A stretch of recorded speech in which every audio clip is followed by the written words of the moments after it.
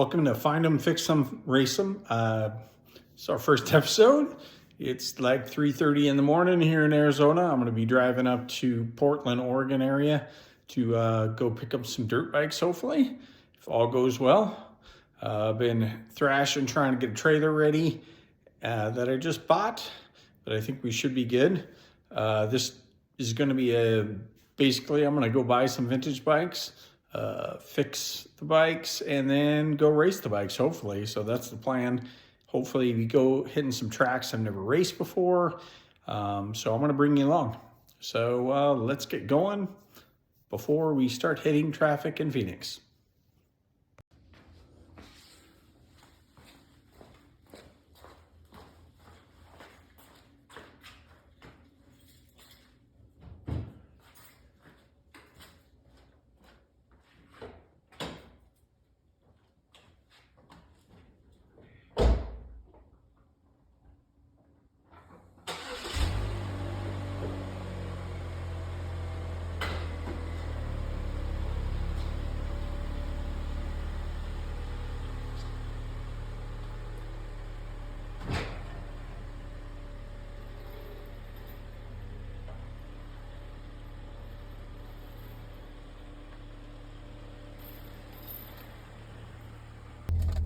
Well, we're heading out of the neighborhood.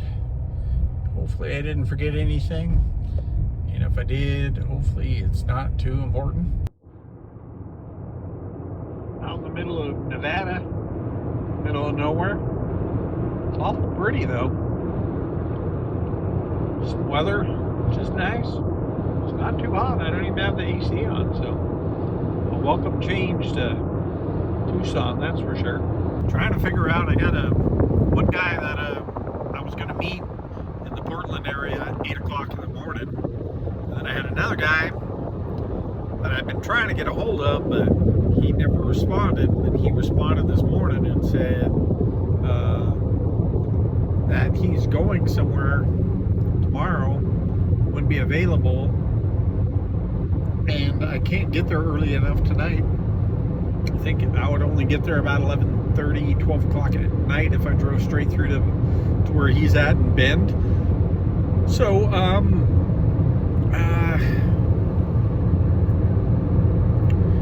well, I'm going to try to work it out where I can go there in the morning and see if I can pick up those and then go to Portland afterwards if it works out. If not, I'm probably just going to go to Portland because I told that guy I would meet him there at 8. I don't want to stand him up. I don't know. I don't think he can meet me later either. So it's been kind of a scheduling nightmare to try to get this figured out. But hopefully I'll get it figured out, and I'll have some bikes tomorrow. Fingers crossed. So I'll let you know. So we're just outside of Bend, Oregon. Dragging. I drove from about 3:45 to 3:45 in the morning on Friday to about 4:30 in the morning Saturday. Pretty much straight through. I stopped for about 30 minutes to eat a sandwich. That was about it. So I was pretty burnt because I had to be to Bend in the morning because the guy I was buying bikes from was leaving. So gotten a little sleep, not a lot, but I was beating feet trying to get there, and I ended up not being able to get the other two bikes that I wanted. I guess I didn't really plan my trailer out well. I haven't had it very long. I didn't know exactly, what it was going to be like to load it up and stuff. So it is what it is. But if you want to see the bikes, let's take a look. Patty made it well. Got the air shocks aired up, handling it well. So this is what I got. 1980 Can-Am 250 MX6 6B. So the 6B, I'm pretty sure it's a 6B or it's a 6A, but I'm pretty sure it's a 6B. Comes with the aluminum swing arm instead of the steel. And it also comes with Olin shocks. Now those Olin shocks are actually on the other bike that I bought, which is a 1979 MX6 250. Now this bike has been updated with the aluminum swing arm off a newer model, off a 6B, and it has the Olin shocks on it. This particular bike is fairly complete. It was running, the guy said, but it was having some carb issues, so I'm gonna have to go through that. One of my tech tips for buying vintage bikes is a lot of times people, especially when they're not running, they just throw stuff on them and they're not actually bolted down. And you really want to either take it off or make sure everything is bolted down, because parts going flying off down the freeway on a bike like these where you can't replace them very easy can get pretty expensive. So you either want to get on it with a wrench and figure that out, or just take it off is what I did. Most of the stuff I just took the loose stuff off so I can't lose it. This one has Works Performance shocks, nothing fancy. I'll probably rebuild the Olins and put them back on. Yeah, the cases are good on this one. The other one around the sprocket area, the cases are broke. Not really sure why it has a gold rim on the front and silver on the back, because both of them do, but the rims are actually in pretty good shape. I'm just gonna check this, but yeah, it's tight. Tanks are in really nice shape. So I'm gonna keep hitting the road, slam it down the highway, probably drive until it gets dark or somewhere in there, sleep, and then roll back into Tucson the next day. But that's the plan. That's what I got. Not a bad place to be this morning.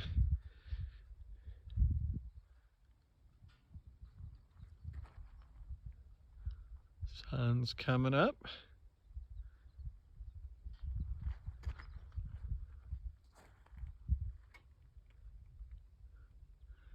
Not a lot of people around. Headed toward Las Vegas.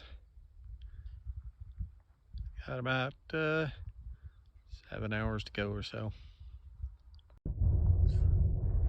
Well, we finally made it. It has been a long trip to go get 2 bikes. I'm pretty excited to not be driving anymore.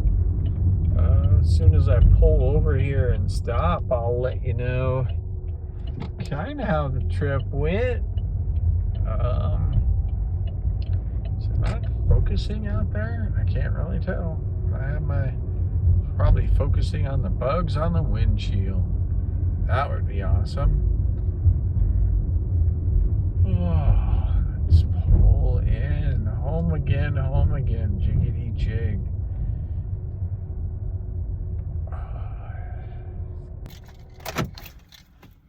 So I made it. It's 6 o'clock. So I left Friday morning about 3:45 in the morning. Drove, got a little bit of a detour. I somehow managed to mess up my directions, and I think I probably added 4 or 5 hours to the trip. So yeah, I got to Bend, I don't know, 4:30 in the morning on Saturday, got the bikes, and then drove back. I slept last night. I crashed. I slept from about Saturday night from about 8:30 until 3 o'clock in the morning. And then I hit the road again, probably about 3:30, 4. So yeah, I made it. All fingers and toes accounted for. I got 2 bikes. As far as I know, nothing blew off down the freeway, which is good. Yeah, just driving. I'll put the bikes together so you can kind of see them kind of somewhat complete, and I'll give you a tour. I'm not going to put you through me backing my trailer up when I'm as fatigued as I am trying to get it in the garage, because it would probably be pretty funny, but I'm not going to show it because it's probably going to be ugly. But yeah, so yeah, we made it back, and next thing you'll see, I'll put the bikes together and show them to you. I figured I'd just give you guys a little tour of the bikes. And then that's probably going to be the end of this first episode. Um, just give you some general ideas of what I found that's wrong with them and kind of just a general tour of them. So let's get started. So this is the 1981 MX6B. I had misspoken previously where I said one was a 79 and one was an 80. One is actually an 81 MX6B, which is this bike, and the other bike is a 1980 MX6. So they're basically the same bike. Can-Am was at the end where they were just about done making bikes. I think they stopped making MX bikes in 81 and they made trail bikes one more year, and then I think they basically sold it. So this is essentially a 1980. The only difference was it had the aluminum swing arm and it came stock with Olin shocks. As you can see, I took took one shock off this. The other bike had the Olins on it. The guy I bought the bikes from had said that the Olins were blown out, so he just bought these cheap, whatever they are, progressive shocks, and threw them on here so he could ride this bike because this was the one that was running. But I took the Olins over to ZR1 in Tucson. Donnie does good work. I've had him do stuff for me before. They're not going to be cheap to get rebuilt, but then at least we'll see. I can at least compare those shocks to these shocks and see what I think between the two. First off on this, I mean, this bike's pretty complete. I do have a side panel for it, the right side. I'll show you there's going to be a little issue with that though as well. So first thing, starting at the front, fork seals, they're gone. Pretty bad. I don't think they have any oil in them. They're really, really springy, which is fine. I don't know. I don't remember if I've ever taken these, however you pronounce it, Mazorkis or whatever, how you pronounce them. I don't know if I've ever taken them apart, but I think they're pretty easy. I've done fork seals on, these older bikes. For whatever reason, they've replaced, the rim. I wish it had the original Sun aluminum rim. This is gold anodized aluminum rim. I don't think it's Sun, it's set on it somewhere. Things that are going to need to be addressed. Okay. First off, you can see on the Kickstarter there's no snap ring. It also, I don't think, is in the right position. It kind of grinds when you go, and you can see it's actually down here in the bottom. It is actually grinding on the magnesium cases when you push it down. So that's going to need to be addressed.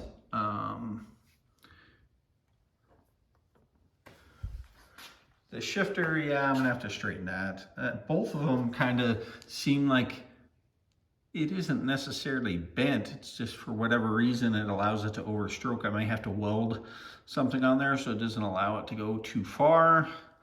And this one's fairly complete. And one thing that I did notice when I moved the bikes, sorry, it's gonna be kind of dark. I'm doing this really early in the morning because in Tucson it gets hot, and I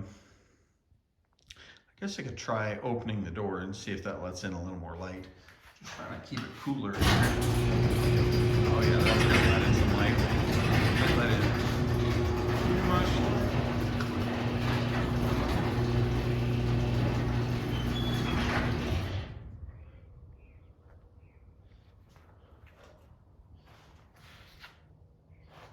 So one thing that I noticed right away, the first time I moved the bikes, is this lovely sound. So they don't have a chain slider on here. They had just a hunk of aluminum as a chain slider, which is, it keeps it from wearing on the swing arm, which is good, but it's not a very good way to, it's not a pleasant sound to hear. That's for sure. So we're gonna have to replace that and probably the back chain slider. It looks, well, yeah, it's pretty wore. We'll see on that. Everything on this bike is pretty decent, pretty complete. I have no idea if it runs.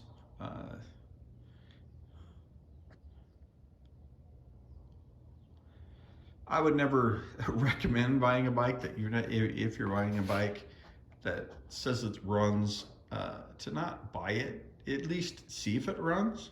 I mean, I trusted the guy and whatever, but you know,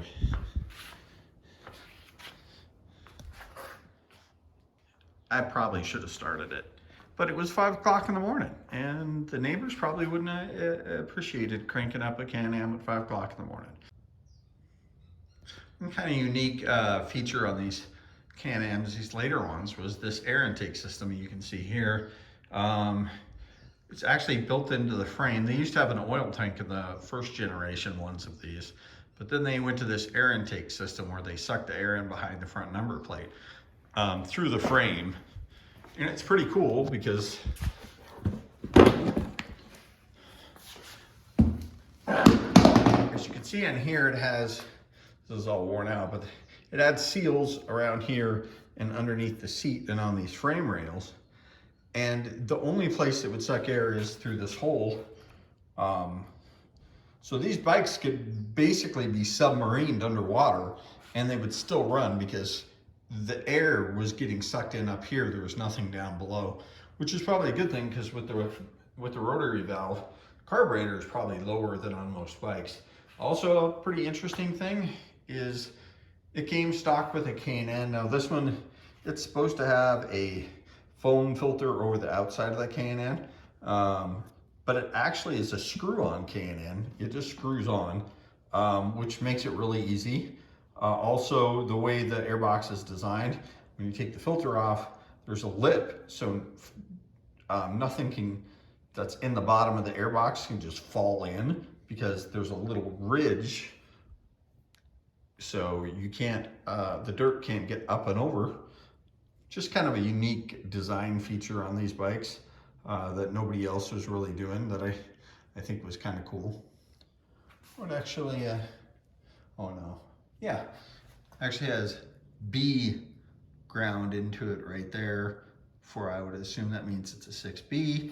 And then you can also see here on the van, it says it's a it says it was made in March 1980 with a B on the end, which means it's a 81 MX 6B 250. So let's take a look at the other bike. So this is the 1980 Can-Am MX-6 250. This one's a little more taken apart, but it's pretty much about the same amount of completeness as the other one. It's going to need fork seals as well. This one, there's a Kickstarter issue with it as well. The ball, there's a little ball and spring inside these that keep them in like this. And this one just flops open, so it's missing the ball, but it does have the snap ring. So I can build one good Kickstarter out of one at least. And then I'll have that. I found this seat kind of interesting. I was looking online, I never found anyone with a Can-Am seat quite like this. And this is actually stitched to the outside of the seat covers. It's like sewn on. So this is not a stock Can-Am that I've seen. Maybe someone can tell me if it is. It's kind of cool that they stitched the Can-Am part to the seat cover, but it's kind of interesting. Missing the fender for this one. I have a side panel for this one. Oh, I forgot to mention on another thing that's going to need to be fixed on the 6A is that the tab for the number plate mount is broke off. So I'm gonna have to make a mount for that and weld that on. This one has the same aluminum swing arm slider. It's not quite as noisy as the other one, but kind of the same deal. I don't know why he didn't buy new ones. They are available. This one has a brand new rear sprocket on it, but a worn out chain and a worn out front sprocket. I don't know if it's ever been ridden with this sprocket, but I don't, and the other bike has a brand new countershaft sprocket and a worn out rear shaft or rear sprocket. And so you always want to replace all, your sprockets and chain together just so they wear in. I mean, you're less likely to throw a chain if you do that. If you throw an old worn out chain on a brand new sprocket, it's not going to fit on that sprocket very well. One thing that both of these bikes are going to need that I noticed is that the O-rings, this one is actually still there, but it's old and dried up. These O-rings on the gas cap, which is nice that it's an O-ring because it's hard to find those old rubber seals on other things because it's just an O-ring that you can get. But I'm gonna need O-rings for both gas caps.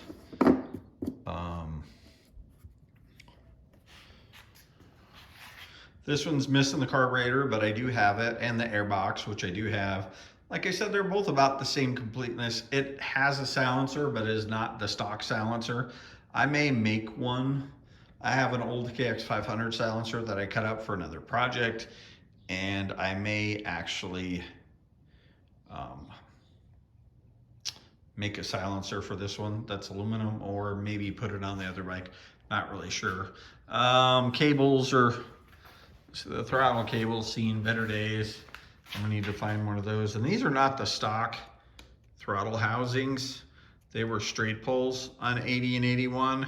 So hopefully I don't know if it's the same cable with this throttle or if I'm gonna need a different cable. Hopefully I'll be able to figure that out. In 80, and I think they took it off the 81, but the 80 had the crossover tube between the fork air caps, which is a cool idea because you always want your air in each fork to be equal. So if you have a tube connecting them, they're always going to have equal pressure on both legs. But the hose they put between the two fork legs was really cheap and it leaked pretty quickly. So most people just deleted on that. It's going to need, they're probably both going to need brakes, and it sounds like you can't get brakes for these. So I'm probably gonna have to get the brake shoes relined, which I've found a couple places that can do that. You just send them the brakes and they take the old brake shoes off, put a new modern shoe on and rivet that on, and then you have new brakes. So I wanted to show you guys one other interesting thing that I found out on this bike. Taking the shocks off this bike to go have them rebuilt, the old ones that actually are original to that bike. I have the original shocks for this bike too, but they're pretty much junk. So I was doing that, and when you take off both shocks off a twin shock, you want to make sure that your foot isn't under your wheel when you take the shock bolts off, because it'll land on your foot. So I just had a mental thought, move my foot, and then but on this one, when I take the shock out, it's a magic trick. There's nothing holding the shock, but it doesn't move, and as you can see, it doesn't, it doesn't really move. And I was reading on Canned Ham. Canned Ham is an awesome website if you got a canned ham, because it gives you all kinds of history and the different bike models and serial numbers, and you can buy parts, fishes, all the owner's manual and shop manuals, everything on Canned Ham. It's an awesome website. I'll try to leave a link below to that site and any of the parts sites that I found. But what it said on there is that you should shim it. I believe they said you should shim it at the engine where the swing arm meets the engine. But if you torque it to the torque spec and doesn't move easily, you just need to back it off and then wire the nut to the axle so it can't back off. Because obviously this bike would be, it would kill you.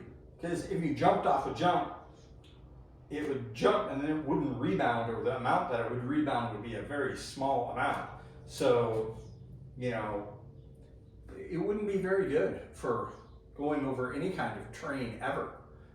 It would pack really, really bad, stay down in the stroke. I couldn't think of a worse thing to have on a bike than a swing arm that doesn't swing. But so that's going to get addressed. The other bike I think is the same way, because when they put tie downs on it, when I was driving them home, they didn't hardly move when I cinched the tie downs down. So yeah, so I'm gonna have to address that.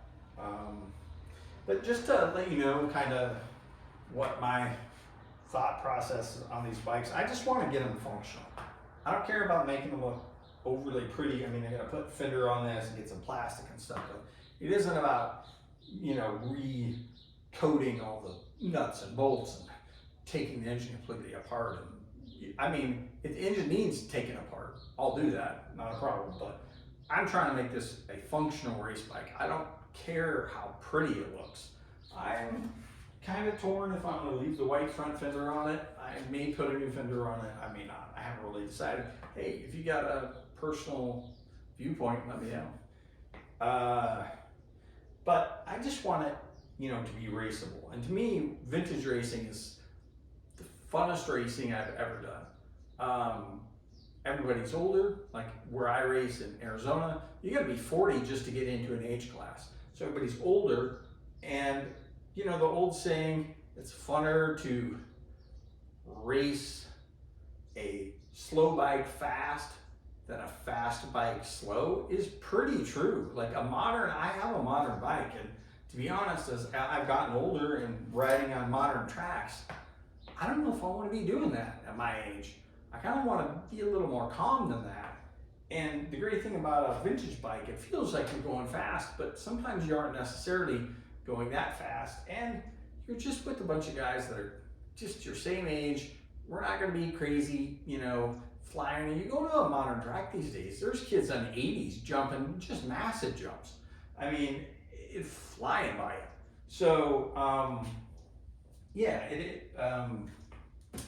I just want to get it functional and have fun. And the good thing, a bit of advice that I've had over the years, it's not a bad idea to have two bikes, that are in the same class, because it really sucks. And I'm not saying you have to, guys, but I've noted it sucks when you break something on one of these bikes. You can't just go down, you go to the Can-Am dealership and say, I got a 1980 MX6. They're going to go, a what? They don't have parts for that. So you're not going to get fine parts for this, and you can bring some spares, but you never know what you're going to break. So it's nice to have another bike where you can just hop on that bike, and then you didn't waste your whole trip, didn't waste your entry fees, gas, everything to get there. You have a backup. So that's kind of my plan. I'm going to probably have a primary bike and a backup bike. At this point, I'm thinking this is the backup bike and that's the primary, but if the engine in that one's junk, well, I'll probably fix it, but I don't know. We'll see. And once I start riding them and feel how they are, maybe I'll change my mind. Who knows? But that's kind of where I am with that. That's how I am, how I look at vintage racing and what I'm going to do with these bikes. I don't know if I mentioned it in the previous spot or not. I think I did. But yeah, the next thing is pull pipes, do compression tests, start ordering parts and putting some parts on. That'll be the next part. You know, like if you made it this far, I don't know why, but if you did, awesome. So like, share, subscribe, whatever you want to do. Like I said, the next one will be starting to get into, I'll probably get that one running, ride it. Does it shift? I don't know. Should you buy a bike that you've never rode? No, you shouldn't. You probably shouldn't buy a bike after you've been driving away for 24 hours either. So it is what it is. But yeah, I'm gonna get these bikes going and you guys will come along for the ride. One of the reasons too I'm doing this is, you know, if you got an old bike in the garage, and it doesn't run, maybe go out and tinker on it, you know?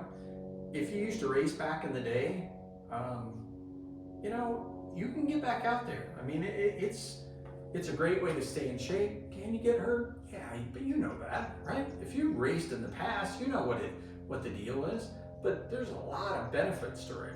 Being riding even at my age, where you're like, from a mental standpoint, keeps you sharp. You know, you're going to be in better shape. Just going out in the garage and working on bikes is a physical workout, especially in Tucson when it's 110 degrees out. It's a workout. So you know, it just gets you active, gets you going, and racing is so much fun. So thank you for watching, and I'll see you in the next one.